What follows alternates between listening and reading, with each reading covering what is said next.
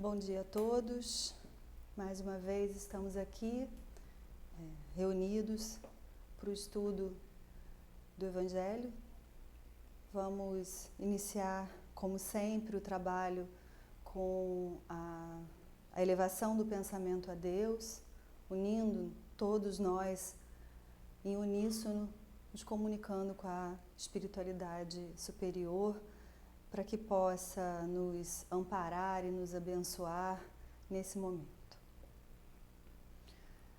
Senhor Jesus, Mestre amado, amigos espirituais, dirigentes dessa casa, coordenadores dessa reunião, estamos aqui, Senhor, com o coração cheio de júbilo por mais essa oportunidade de refletirmos sobre as lições por Ti deixadas, de nos debruçarmos sobre os ensinamentos dessa doutrina magnífica que nos acolhe, que nos ampara, que abre os nossos olhos e nos faz refletir sobre a necessidade da nossa reforma. Senhor, pedimos a Ti e a toda essa equipe de espíritos que nos ampara e estrutura esse trabalho, que possa nos dar força, firmeza e, sobretudo, nos ajude a, de fato, internalizar os estudos e as reflexões desta manhã para que elas possam servir de mais um estímulo, de mais uma luz e de mais uma estruturação do nosso crescimento, do nosso projeto, para Ti, contigo e sempre visando chegar a Ti. Que assim seja. Queridos amigos, bom dia novamente. Mais uma reunião pública que está sendo transmitida pela nossa página no YouTube. A lição que nos foi conferida para estudo de hoje, ela está no terceiro livro do Livro dos Espíritos, é o livro que fala sobre as leis morais, e o capítulo que nos foi conferido para reflexões é o capítulo 13, denominado Perfeição Moral. A nós compete né, o estudo das perguntas de número 893 a 902, e são perguntas que falam sobre os vícios e as virtudes. Quando a gente pensa, né, quando a gente para estudar o Livro dos Espíritos e, obviamente, todos os outros livros estruturados por Kardec, a primeira coisa que nos vem à mente é a confirmação, mais do que óbvia, mas é importante que falemos sobre ela, do grande didatismo de Kardec, né? Porque o capítulo que a gente vai estudar hoje, que se chama Perfeição Moral, ele vem logo depois de todas as leis morais, né? E, sobretudo, a lei que antecede esse nosso capítulo, que é o capítulo da perfeição moral, é a lei de amor, justiça e caridade. Então, quando a gente fala sobre essa lei, né, essa lei, ela de fato representa absolutamente tudo que devemos buscar para a nossa reforma moral, para a transformação das nossas mentes, dos nossos corações, para conseguirmos, de fato, deixar de lado o homem velho para fazer nascer esse homem novo que busca sempre trilhar o caminho de Jesus, né, que busca ser um verdadeiro cristão e, por que não dizer, um bom espírita, um homem de bem. Então, nessas perguntas que nos foram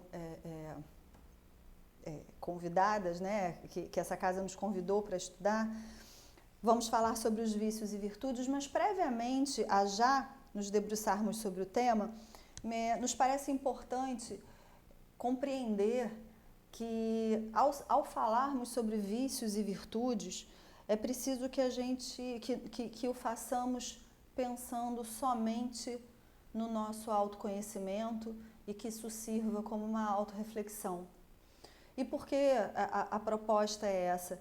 Porque para que a gente não caia no cacuete muito comum a todos nós, fruto das nossas dificuldades, nossos defeitos e nossos vícios, de fazer uma avaliação sobre vícios e virtudes olhando para o outro, né?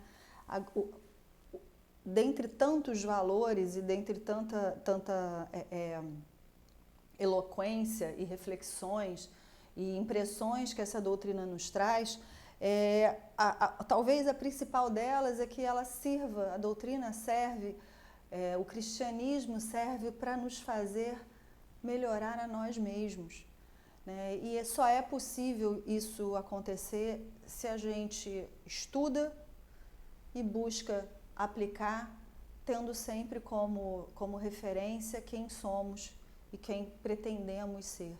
Então, desde já, a gente coloca a luz sobre essa necessidade de trazer esses conceitos, esses estudos e essas reflexões, pensando, de fato, na nossa reforma moral, no nosso autoconhecimento, e como tal, não há como a gente falar sobre reforma moral, autoconhecimento, sem lembrar de Santo Agostinho, no próprio Livro dos Espíritos, a pergunta 919 e 919A, em que ele nos ensina como proceder diariamente para que a gente possa se conhecer um pouquinho mais.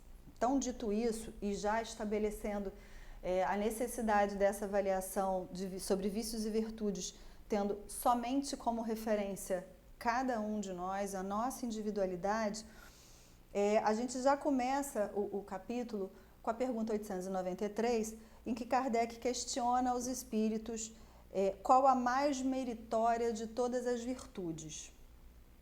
E os espíritos, como não poderiam deixar de fazer, eles dizem que todas as virtudes têm mérito, todas elas, porque todas elas representam um sinal de progresso no caminho do bem. Lembrando que, como sabemos, todos nós fomos criados simples e ignorantes, todos nós, né? Então, independentemente do momento, do estágio evolutivo moral em que nos encontramos, todos nós fomos criados da mesma maneira. E assim, o sendo, quando a gente consegue, né, desenvolver virtudes, qualquer delas tem mérito, porque elas representam, como dizem os espíritos, sinal de progresso. E continuam os espíritos. A virtude sempre que há resistência voluntária ao arrastamento dos maus pendores. Então, as virtudes, elas representam o esforço que cada um de nós faz para resistir às nossas tendências, aos nossos maus pendores. E ao falar sobre essa resistência aos maus pendores, a gente também é forçado a lembrar da oração dominical, né? Quando Jesus nos ensinou aos apóstolos, mas ainda hoje, né, quando Jesus nos ensina a orar, ele também nos sugere que peçamos a Deus para que a gente consiga resistir às tentações, porque as tentações estão dentro de nós, né? Então, vêm os espíritos aqui respondendo ao Kardec, dizendo que a virtude sempre que há resistência voluntária ao arrastamento dos maus pendores, que é o que devemos orar e pedir a Deus sempre para que a gente consiga, de fato, ter força para resistir, porque isso significará mais um passo nesse caminho do bem, no nosso progresso moral. Mas, continua ainda os espíritos dizendo, mas a sublimidade da virtude, ou seja, a mais sublime das virtudes, consiste no sacrifício do interesse pessoal pelo bem do próximo, sem segundas intenções. Então, todas as virtudes são meritórias, todas as virtudes representam uma conquista nossa no nosso progresso, porque representam que conseguimos triunfar, né, na resistência aos maus pendores, mas a mais sublime de todas as virtudes é aquela em que o homem deixa de pensar em si para pensar no outro, que o homem age sem nenhuma intenção. E eles concluem dizendo, a mais meritória, portanto, de todas as virtudes é a que se baseia na mais desinteressada caridade. E, assim, estamos aqui já no último capítulo das leis morais. Nós temos o Evangelho segundo o Espiritismo, né, que externaliza com muito detalhamento, né, sobre as mais diferentes formas tudo que as leis morais nos ensinam. E a gente sabe que, de fato, a caridade, e como dizem os espíritos, a mais desinteressada caridade, ela só pode ser realizada quando a gente o faz com amor, quando a gente faz de corpo inteiro, quando a gente faz buscando a justiça, porque a lei é de amor, justiça e caridade, né? A caridade, ela antagoniza com orgulho, com a vaidade e com o egoísmo, e por isso ela é e deve ser absolutamente desinteressada. Quando a gente pensa na caridade, a gente também pensa, e essa caridade que é desinteressada, que é a mais sublime de todas as virtudes, a gente pensa, a gente é forçado a reconhecer que a caridade, ela de fato não pode ser feita com segundas intenções, ela não pode demandar ostentação. A caridade, a prática da caridade e a caridade per si, usando as palavras, né, que hoje estão muito comuns no nosso dia a dia, caridade, ela exige empatia. A caridade demanda sororidade. A caridade é a essência da fraternidade. A caridade é solidariedade. E, trazendo para as palavras do Evangelho, caridade demanda benevolência, demanda indulgência, abnegação. Então, tudo isso não é possível se alcançar pensando no seu próprio interesse. E também nesse viés, a gente ainda está na pergunta 893, mas de novo falando sobre o didatismo de Kardec, né? Kardec, em todas as perguntas do Livro dos Espíritos, ele faz uma pergunta, uma inquirição, os Espíritos esclarecem, logo depois ele faz a pergunta com algumas alterações para poder extrair, né, sobre as mais diversas formas de pensar o esclarecimento completo e absoluto. Então, ainda falando de caridade, ainda falando da caridade como a mais sublime de todas as virtudes, né, a mais meritória de todas as virtudes, a gente sempre é forçado a pensar, e que bom que a gente lembra disso, né? Significa que de alguma maneira já está aqui no nosso, né, na nossa construção de pensamento, na nossa vibração mental, a carta de Paulo aos Coríntios, né? Quando Paulo fala que se tivesse distribuído os seus bens para alimentar os pobres e houvesse entregado seu corpo para ser queimado, se não tivesse caridade, tudo isso de nada serviria, né? Se não tivesse desinteresse, se não tivesse abnegação, se não fosse uma caridade sem ostentação, nada disso serviria. E continua Paulo dizendo, né, falamos que a caridade é empatia, sororidade, a fraternidade, acolhimento. Paulo fala, caridade é paciente, a caridade é branda, a caridade é benfazeja, não é invejosa, não é temerária, não é precipitada, não se enche de orgulho, não é desdenhosa, não cuida de seus interesses, como dizem os Espíritos aqui para nós, não se agasta nem se azeda, não suspeita mal, não se rejubila com a injustiça, mas se rejubila com a verdade. Tudo suporta, tudo crê, tudo espera, tudo sofre. Então, essa é a maior de todas as virtudes, essa é a mais meritória de todas as virtudes, a mais sublime de todas as virtudes. Ela, de fato, antagoniza, né? Ela antagoniza com o orgulho, com a vaidade, com o egoísmo. Todos esses vícios, eles são a negação da caridade e, por obviedade, são também a negação da lei de amor, justiça e caridade. São também um grande óbice para o nosso progresso moral, né? Porque esse progresso só se dará ou vem se dando a cada degrau que conseguimos subir, a cada passo que conseguimos dar no caminho do bem, que é o caminho de Jesus, né? E que é o caminho do amor, da justiça e da caridade. Então, continuando na pergunta 894, Kardec questiona: há pessoas que fazem o bem espontaneamente, sem que precisem vencer quaisquer sentimentos contrários. Então, fala daquelas pessoas que simplesmente são caridosas.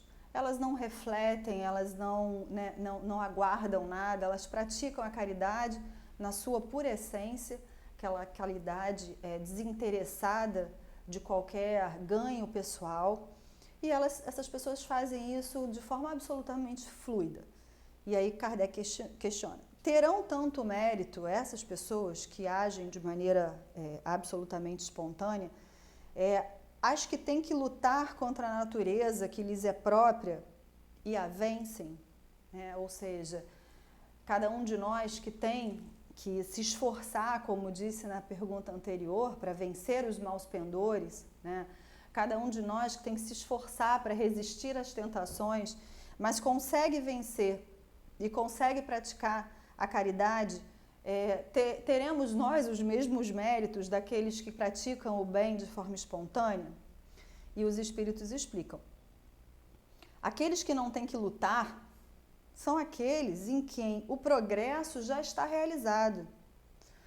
Né? Então, assim, se há homens, e muitos deles nós temos na história, e com certeza muitos estão aqui encarnados, reencarnados conosco neste momento, esses homens que praticam o bem de forma espontânea, esses homens eles já conseguiram alcançar o progresso, né, de forma diferenciada, se comparados comigo, por exemplo. Então, o que os espíritos falam é que esses homens já alcançaram o progresso, mas que eles lutaram num outro momento, numa outra encarnação, né? Eles enfrentaram os próprios maus pendores, as próprias dificuldades e triunfaram. E assim, é tão bonito pensar sobre isso, né? Porque os espíritos eles estão sempre colocando para a gente a esperança. Eles estão sempre dizendo para a gente que é possível. Porque se a gente sabe, né, todos nós fomos criados simples e ignorantes. E temos irmãos que, criados como nós, simples e ignorantes como nós, já conseguiram progredir, já conseguiram vencer seus maus pendores, já triunfaram sobre os seus vícios e seus defeitos e já conseguem praticar de forma espontânea o bem, é porque é possível a cada um de nós. Cabe a cada um de nós, de fato, lutar o bom combate, o combate contra nós mesmos, né? Fazer um exercício de autoconhecimento, de autorreflexão, para que a gente consiga chegar à autorreforma. Então, os espíritos falam, é por isso que os bons sentimentos, nesses que conseguem praticar o bem de forma espontânea, não lhes custam nenhum esforço. Suas ações já são naturais, porque para eles o bem já se tornou um hábito. Olha que coisa linda, né? O bem se tornou um hábito. Devemos, portanto, honrar esses homens, essas pessoas, porque é preciso que honremos como se eles fossem velhos guerreiros pela posição elevada que conquistamos. Então, a gente aplaude, a gente honra, a gente joga os louros, né, para muitos guerreiros da vida material. Mas é preciso que o façamos também para esses velhos guerreiros que conseguiram lutar essa batalha, que é muito difícil, mas conseguiram vencê-la, né? Então, eles são, de fato, esses homens, esses espíritos, e há muitos deles. O Evangelho relata inúmeros nomes deles, né? A gente conhece muitos deles, mas é possível. E aí, quando a gente pensa de novo no que é a caridade, né? Quando a gente pensa de novo sobre o que a caridade representa, ousaria dizer todas essas palavras que já citamos, elas são de fato muito relevantes, representativas da caridade, mas lembrando dos velhos guerreiros que merecem ser honrados, né, porque venceram a própria batalha, a gente tem que lembrar que a caridade é também empoderamento, porque só aquele que pratica a caridade na sua mais pura essência, esse homem está empoderado de amor, esse homem está empoderado de Deus, está empoderado, né, faz crescer essa centelha divina que todos nós temos dentro de nós. E quem mais empoderado na história da humanidade do que Jesus? Não há, né? Então, de fato, a caridade, ela é tudo isso e muito mais, que talvez não sejamos sequer capazes de compreender, mas é possível que a pratiquemos de forma absolutamente desinteressada e, portanto, é muito possível que consigamos fazer da caridade a mais meritória de todas as nossas virtudes. E continua ainda os espíritos falando para Kardec que ainda que cada um de nós, né, estejamos longe da perfeição, nós vamos chegar lá. E eles falam, um dia se dará em que a Terra, quando a humanidade se houver transformado e quando compreender e praticar a caridade na sua verdadeira acepção, na Terra só haverá homens felizes. Na Terra, qualquer intenção maligna será considerada monstruosa e uma monstruosa exceção. Então, a gente tanto deseja isso, né? Tanto plasmamos nos nossos pensamentos esse momento sublime em que a Terra será, de fato, habitada por homens felizes, mas os homens que habitam a Terra somos nós. Então, para que a gente possa viver num planeta evoluído, para que a gente possa viver num planeta em que a lei de justiça, amor e caridade realmente seja cumprida, é preciso que cada um de nós implemente a sua reforma moral. É preciso que cada um de nós lute a sua própria luta, enfrente os seus próprios defeitos, os seus próprios vícios, para que a gente consiga, quem sabe um dia, ser também guerreiros, como disse os espíritos, velhos guerreiros que venceram essas batalhas da vida.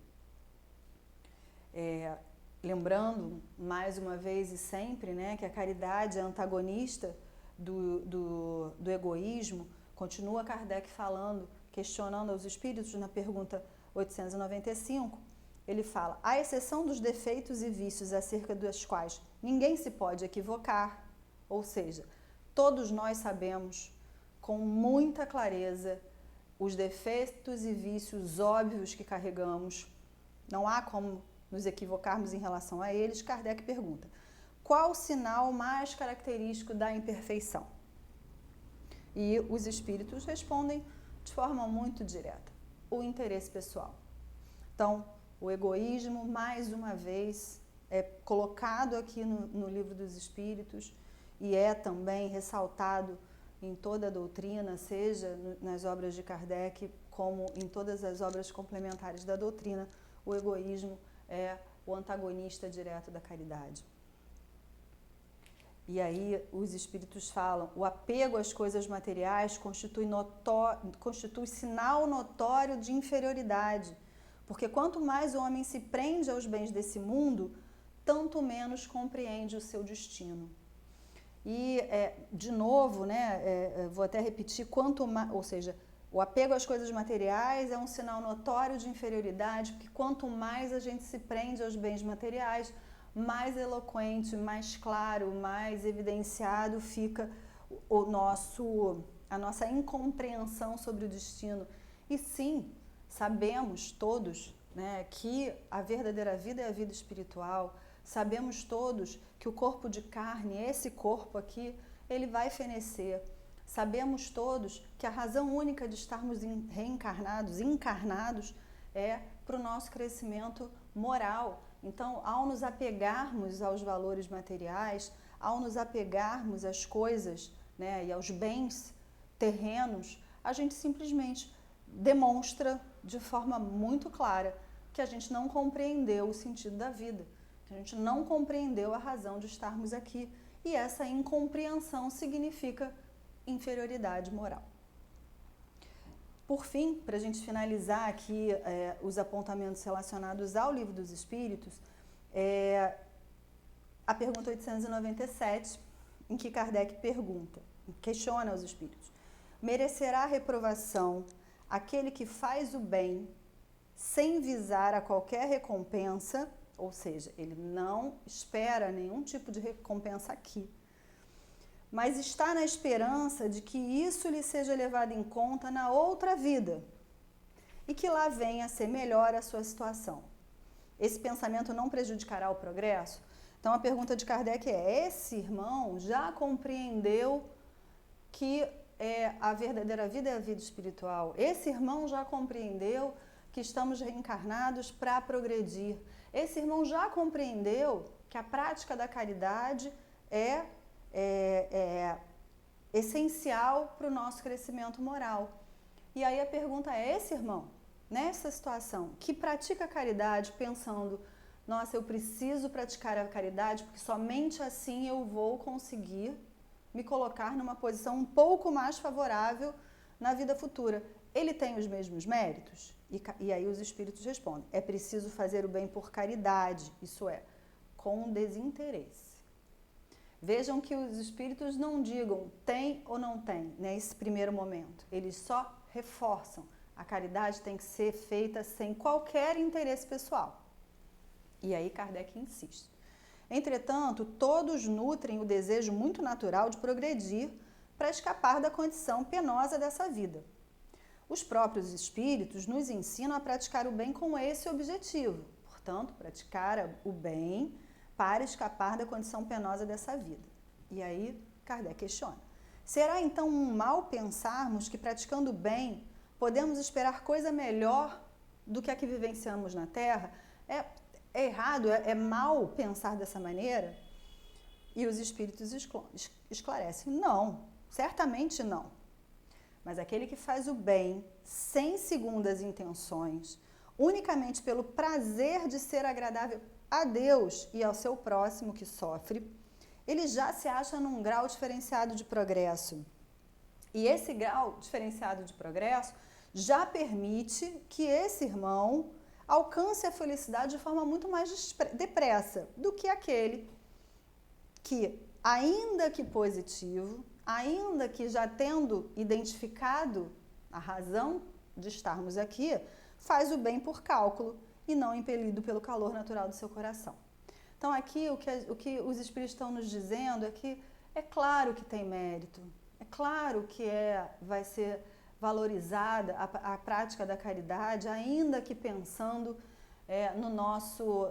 no alívio futuro das nossas dificuldades, mas não é esse o objetivo.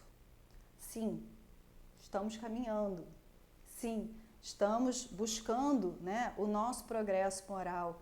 Mais uma vez, os espíritos nos consolam, porque eles não esvaziam todos os nossos esforços. Muito pelo contrário, eles dizem com toda clareza que os esforços são valorizados. Mas é preciso que a gente tenha em mente que a verdadeira caridade, a mais meritória de todas as virtudes, é a caridade desinteressada. Desinteressada de qualquer tipo de recompensa, seja ela material ou moral e o alívio dos nossos momentos futuros. Essa é a verdadeira caridade, a caridade que desejamos e precisamos nos esforçar para, como guerreiros que somos, vencer mais essas batalhas, a batalha contra os nossos vícios, a batalha contra os nossos defeitos, a autobatalha, para que a gente possa se autorreformar, para que a gente possa se transformar nesse homem bom, um bom espírito, um bom espírita, num homem de bem, como essa doutrina tanto nos conclama a fazermos. Já passando para o final, ao falar sobre perfeição moral, e ao falar sobre vícios e virtudes, temos o capítulo 17 do Livro dos Espíritos, capítulo denominado Sede Perfeitos. O capítulo é belíssimo, ele traz, ele reescreve muito do que falamos aqui com toda a beleza, com toda a clareza, né, e com toda a precisão cirúrgica que é necessária. Ele é iniciado com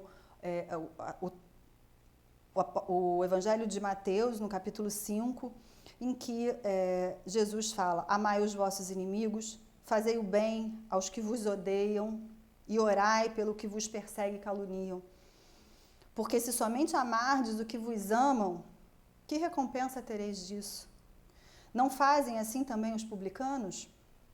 Se unicamente saudardes os vossos irmãos, que fazei com isso mais do que os outros? Não fazem o mesmo os pagãos? Sede, pois, vós perfeitos, como perfeito é o vosso Pai Celestial. E aí, nesse capítulo, no desenvolvimento do capítulo 17, Kardec nos chama a atenção que a essência da perfeição é a prática da caridade na mais ampla acepção, porque implica a prática de todas as outras virtudes.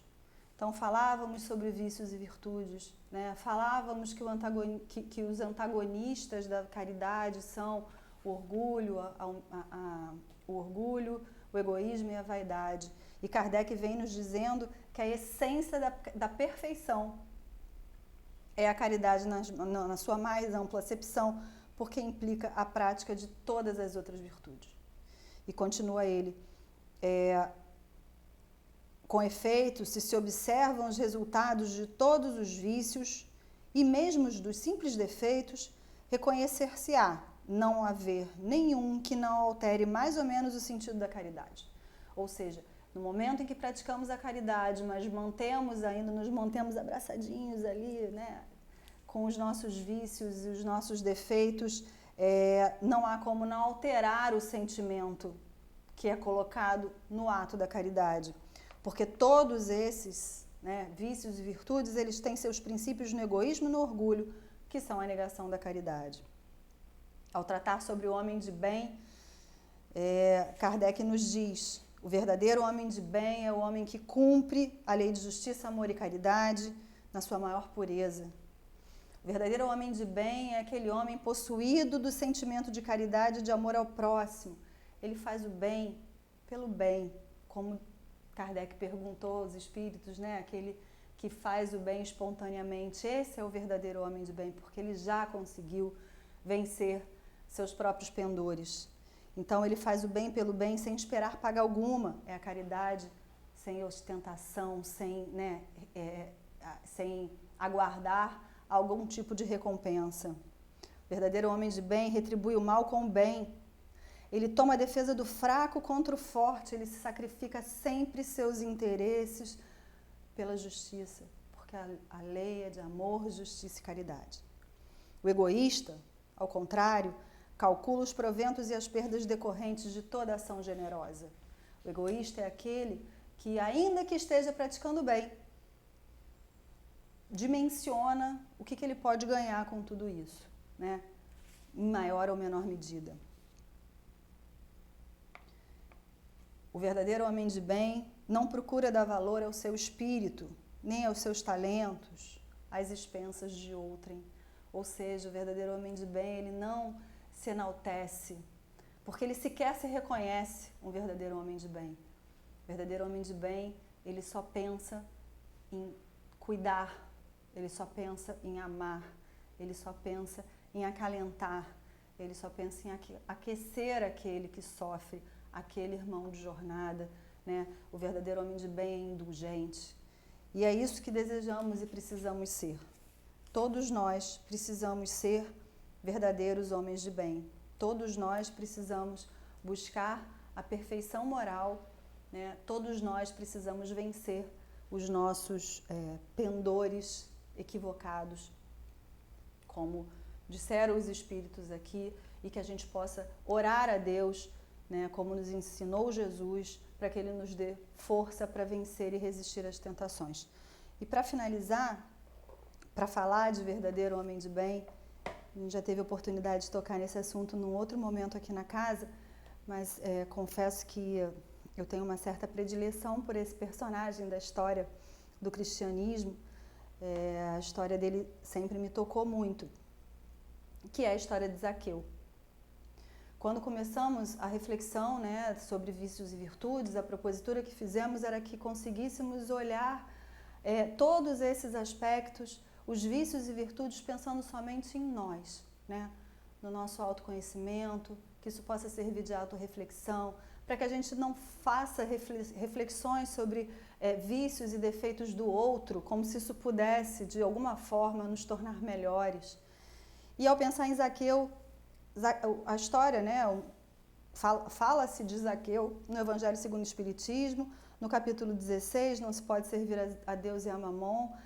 São só 2 parágrafos extraídos do Evangelho de Lucas, em que é contado o episódio em que Zaqueu, aquele publicano que ele era devidamente defenestrado, como todos os publicanos, porque era um homem muito rico, né? Então, as pessoas de Jericó não gostavam de Zaqueu, as pessoas olhavam para ele como se ele fosse um homem absolutamente desprezível, um homem preenchido de vícios e defeitos, mas, como a história nos mostra, a realidade não era exatamente essa. Zaqueu nunca se sentia amado, mas sempre cuidou daqueles todos que o rodearam. Sempre acolheu aqueles que trabalhavam com ele, sempre foi cuidadoso, carinhoso, empático, mas nada disso era sabido. Quando Zaqueu soube que Jesus estava chegando a Jericó e tendo conhecimento que Mateus, um homem como ele, era recebido, né, como parceiro de Jesus, na comitiva de Jesus, Zaqueu fica muito envolvido, impactado com aquela notícia de que ele poderia ser reconhecido, ser amado, ser olhado por Jesus. Então ele sobe no sicômoro e fica absolutamente extasiado ao ver Jesus. Jesus olha para ele, pede para ele descer e fala: vamos para sua casa hoje. Esse homem, que era completamente maltratado pela sociedade da época, acolhe Jesus e todos os seus discípulos, e naquele momento, tudo que ele já carregava de virtudes toma ainda maior força e corpo, porque ele abre mão de metade de tudo que ele tinha e segue acompanhando Jesus. Na obra Ressurreição e Vida, que é da psicografia de Ivone Pereira, ditada pelo espírito de Tolstói, Tolstói nos conta tudo o que aconteceu com Zaqueu depois disso, né? É um personagem que é pouco falado, mas que mostra que todas as vezes que nós, buscando a identificação de vícios, defeitos e virtudes, o fazemos pensando no outro, com certeza vamos nos equivocar. Que a gente possa ser aquele que no caminho encontra Jesus ou busca encontrar Jesus, porque foi isso que Zaqueu fez, ele buscou encontrar Jesus. Que a gente possa se colocar à disposição de Jesus, que a gente possa se despir do nosso apego aos bens materiais e a gente possa seguir Jesus, ainda que no anonimato, ainda que sem alarde, ou melhor, sobretudo no anonimato, sobretudo sem alarde, para que a gente de fato consiga vencer os nossos maus pendores e de fato consiga se transformar em velhos guerreiros, para que um dia a gente consiga, como dizem os espíritos, praticar o bem sem nenhuma expectativa. Então, amigos, desejando que essa sexta-feira e essas reflexões possam ficar no coração e nos pensamentos de cada um de nós, que o final de semana que se aproxima possa ser também um grande estímulo para o estudo, para a reflexão, para a nossa reforma, para o nosso autoconhecimento e a nossa auto-reforma, e desejando, sobretudo, que Jesus, nosso grande mestre, guia, e que Deus, acima de todos, possa nos amparar. Que assim seja.